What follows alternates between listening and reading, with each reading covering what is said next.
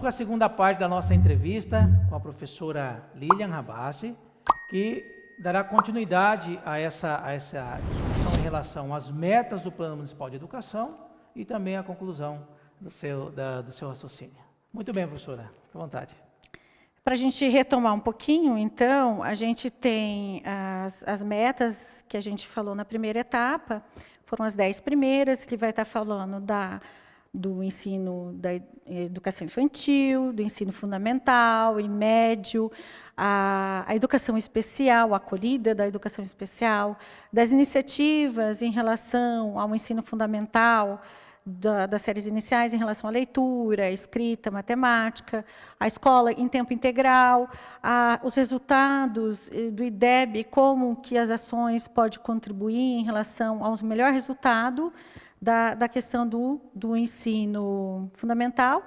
Entramos no ensino médio, né, também, e aí a gente chegou até a meta 8, 10, que está falando em relação à questão já de um pouco do ensino superior e principalmente da erradicação do analfabetismo absoluto, que é, no caso, já para os jovens maiores de 15 anos, né? É importante, pessoal, quem está nos acompanhando, quem não assistiu a primeira parte, que assista, porque aí essa mensagem da professora estará dentro do seu contexto.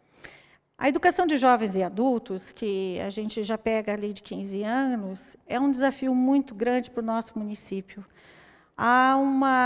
É difícil levar quem está fora da escola a retornar seus estudos. Um grande desafio agora, desse período da pandemia, é fazer com que o jovem lá do ensino fundamental e o jovem do ensino médio fique com atividades que tenham vínculo com a escola, para ele poder ter uma oportunidade pós-pandemia de continuar os estudos. Por quê? Existem estudos, inúmeros estudos, que aluno evadido é aluno que não retorna. São esses alunos que vão, muitas vezes, para a educação de jovens adultos e também não conseguem concluir a educação de jovens adultos. Então, a gente precisa motivar, porque ele ter esse hábito de estudar, para ele poder permanecer dentro da questão da educação escolar. Porque se ele sair da educação escolar, muito difícil ele voltar. Ele ter estímulo para voltar é muito grande.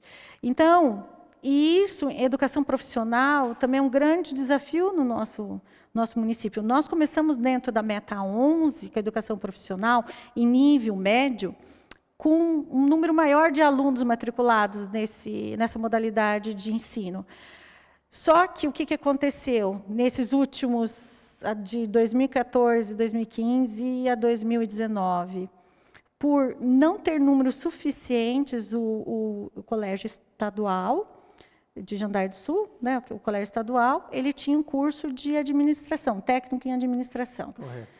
Esse curso ele foi cessado, ele foi fechado, porque não houve o número mínimo de vagas, de matrículas, de inscritos. Por desistência, por inscrito, ele foi cessando, até que não tem mais. Então, hoje, começou com 100 e poucos alunos, nós tínhamos bastante, um número até considerável de educação profissional, hoje nós temos 85. Por quê? Só o CBJ Cecília Meirelles tem um curso de formação docentes em nível médio, que é uma educação profissional, que ajuda, que estimula, no caso, o jovem a estar fazendo o estágio remunerado, que é uma das coisas que faz um aluno do ensino médio sorrir, o estágio remunerado. Né? Porque ele está vendo, porque a gente sabe que há uma necessidade de ter um dinheirinho, quem que não quer, de jovem? E poder, né? E você estudar, e você vê que aquele estudo ele é suficiente para você ter uma remuneração. Pouca, não é muito, mas para um jovem é fantástico. E isso dá diferença porque a maioria dessas alunas nossas lá do curso de formação de docentes que fizeram e concluíram o curso de formação de docentes em nível profissional foram para a faculdade, a maioria. Em relação, se a gente for pegar os jovens da educação que é ensino médio regular, ele está caindo o número de concluintes. Então, e não é sempre esses concluintes vão para o ensino médio. Perfeito.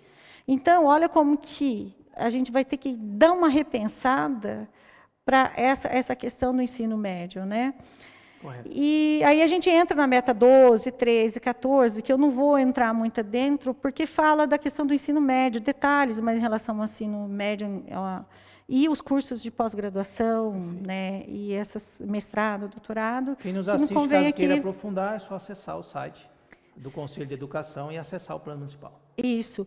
A meta 15 vai estar falando de uma exigência que começou lá na LDB, da Lei 93/94/96, desde 1996, Correto. que todo professor da educação básica tenha a licenciatura ou nível superior para poder trabalhar na educação básica. Essa meta, a gente tem já atingido ela, porque a maioria dos professores que trabalham em nosso município já tem a graduação e já tem também a meta 16, que é nível de pós-graduação. Então, digamos que, em relação à pós-graduação e especialização, os professores também são já estão bem encaminhados em relação a esse tipo de capacitação. Existe uma meta que trata especificadamente da formação docente.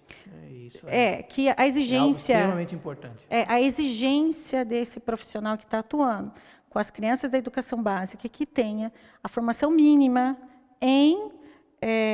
no caso, em graduação, licenciatura, e automaticamente depois pede para dar continuidade, né, em nível de especialização. Muito bem. Que é pós-graduação, né? E depois mestrado, doutorado. Aí avanço. Avanço. A meta 17 e 18 fala da valorização dos profissionais e do plano de carreira. Nós já temos, foi aprovado em dezembro de 2018, teve uma comissão em relação a isso, teve já a aprovação do município. O do Estado já tem, então, para os professores do Estado, estou falando aí do ensino fundamental, séries finais, ensino médio, já tem um plano de carreira, sim, desde que se entre no Estado, já tem. Ao governo estadual. Governo estadual. Agora, sim, o governo municipal já tem, inclusive, a elaboração desse plano de carreira, e o piso inicial é o piso nacional. Uma que foi, né, uma das coisas que a gente pode falar, que a gente, né, acolher isso como uma coisa muito boa, sim, do nosso município. E aí, lá dentro, tem, quem quiser pode entender um pouquinho mais, porque daí vai ter os méritos, vai ter, inclusive, aqui, sobre a próxima meta, que é a gestão democrática nas escolas em relação aos diretores, que lá abrange a possibilidade de indicação ou eleição, dentro desse plano de carreira. Então, quer dizer que está tudo atrelado, inclusive para chegar na última meta. Então, nós falamos de humano, nós falamos de formação, nós vamos falando de ações para chegar na última meta, que é a meta do investimento. Então, o nosso município investe 25% em média mesmo dentro da nossa educação municipal.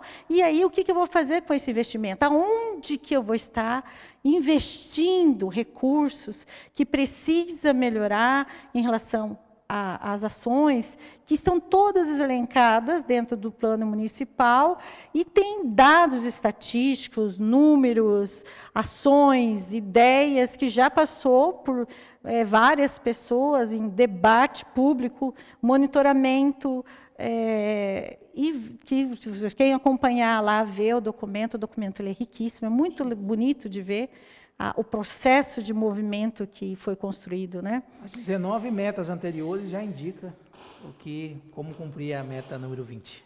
É o plano, por isso que chama plano. Existe um planejamento. Então, está aí a dica para os gestores públicos, para que eles observem esse planejamento e possam construir suas ações dentro desse plano.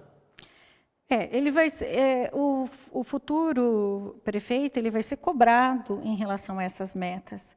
É uma questão em nível nacional, estadual, municipal, para todos os municípios. Não é só aqui em Jandaia que existe plano municipal de educação, todos os municípios têm. Né? Só que precisa deixar isso mais claro, e essa nossa entrevista é uma oportunidade fantástica, agradeço ao Observatório, porque a gente precisa comunicar realmente aos cidadãos e os leitores que vão votar que existe um planejamento da educação, e a educação, para ela caminhar e para ela dar certo, precisa dar continuidade. A gente não rompe as coisas, né? Eu gosto de comentar que a gente é o que a gente é devido a tudo as coisas que passou. Eu sou a Lilian hoje aqui, que está aqui. Sim. Se eu não tivesse toda a educação dos meus pais, dos meus avós, e ter toda a educação que eu tive desde das séries iniciais, da minha formação da faculdade. Então, tudo isso faz quem eu sou. Então, eu não posso simplesmente desconsiderar, falar assim, não, daqui para frente é tudo novo. Opa, sim, eu vou jogar fora o legado que nós já temos em relação de caminhada. Jamais a gente pode fazer isso. Agora, lógico que a gente pode olhar para tudo isso, falar assim, agradecer quem trabalhou, quem esteve lá, né, ser grato pelas pessoas e falar assim, olha, muito legal, mas agora a gente pode fazer algumas ações para melhorar isso. E pegar e construir, partindo do presente, um futuro melhor em relação às ações, em relação à educação. Então, a gente pode dar uma ênfase, né, e continuar. Eu acho que esse documento é extremamente assim, importante. É aí onde que vai dar continuidade aos aspectos prioritários da educação, né? Muito bem, professora. Pensando nessa questão da continuidade, com base em tudo isso que já foi dito, que ficou bem claro com relação às metas que o próximo gestor tem que levar em consideração. Mas na visão da senhora, mesmo nesse cenário, qual o principal desafio do futuro prefeito de Jandai do Sul? As metas, elas já estão caminhando. Ainda temos 5 anos para avançar em relação a essas 20 metas. Só que a gente não pode esquecer da situação que nós estamos vivendo agora no presente. Eu acredito que a educação, com o afastamento social, nesse período agora da pandemia, a gente vai ter que fazer uma boa reflexão em relação à educação na pós-pandemia. A educação na pandemia, ela teve, assim, abriu muitas possibilidades de ensino e aprendizagem. A gente teve que se reavaliar, readequar, readaptar e entender todo esse processo de uma forma diferente. E uma educação, ela não cessa, né? Então, por isso que sempre a gente teve maneiras de aprendizado presencialmente ou não nessa pandemia. Mas o que parou mesmo foi a educação escolar no sentido da convivência. A falta da convivência fez com que alguns aspectos da educação, ela não faltou ali. Por quê? A educação, quando ela chegou, essa escolarização de maneira remota, a educação escolar, ela veio com um monte de situações que o professor tinha planejado o ano de 2020 em relação às atividades dentro da sala de aula, atividades presenciais. E muitas práticas que a gente realiza dentro da sala de aula é diferente no aspecto da educação remota e à distância, é diferente. E isso pegou de surpresa as pessoas mais importantes dentro desse processo, que é o professor e o aluno. Correto. Tirou dessa convivência escolar e jogou num contexto totalmente de mudança, e o aluno, num dia estava na escola, no outro dia estava em casa. Aí teve que trabalhar, a família teve que fazer uma adaptação em relação à sua própria educação familiar, perfeito, acolher a educação escolar para dentro da educação familiar e fazer readequações. Então, é muito diferente do que a gente estava acostumado antes do que está fazendo. Aí, de uma hora para outra, sem preparo nenhum, sem informação nenhuma, sem qualificação nenhuma, o professor teve que se virar e dar aula de uma maneira remota, à distância, e não presencial. Não presencial em relação a ele e ao aluno. E o aluno teve que aprender a estudar sozinho, com o celular ou sem celular, com tecnologia ou não, se adaptar em relação a isso. Aí a gente encontra alunos que não se adaptaram, mesmo com tecnologia, alunos que não se adaptaram de maneira nenhuma, alunos que se adaptaram, que não têm a tecnologia, e aí a gente vai ver vários cenários, várias situações que precisam ser refletidas para dar uma continuidade e uma preparação para o ano letivo seguinte, porque nós vamos ter ainda esse processo na escola, em casa, fora da escola, na escola, vai dar continuidade ainda,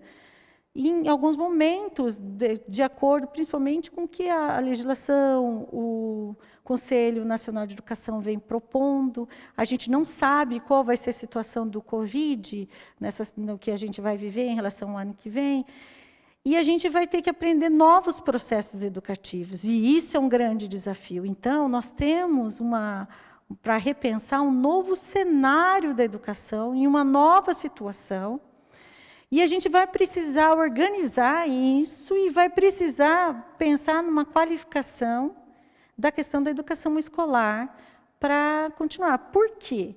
Já se viu pelos processos que a gente viveu na educação remota desse ano, que é uma atividade que ela não pode ser constante, ela não vai substituir a presencial. Então, a gente precisa rever essas coisas e pensar como que vai ficar em situações dessa pós-pandemia. Então, a pandemia abriu novas possibilidades. Uma das coisas que eu acredito que nós vamos ter que rever é sobre a seleção de conteúdos. Nós vamos ter que pensar quais são os conteúdos que nós vamos dar, presencial ou não, quais conteúdos que a gente vai falar, esse não. Então, nós vamos ter que rever várias coisas. E rever principalmente, como prioridade, a educação como ação, como eu falei no início da nossa entrevista, de formação humana. E proporcionar recursos para que realmente a educação possa dar formação humana na educação jandaense.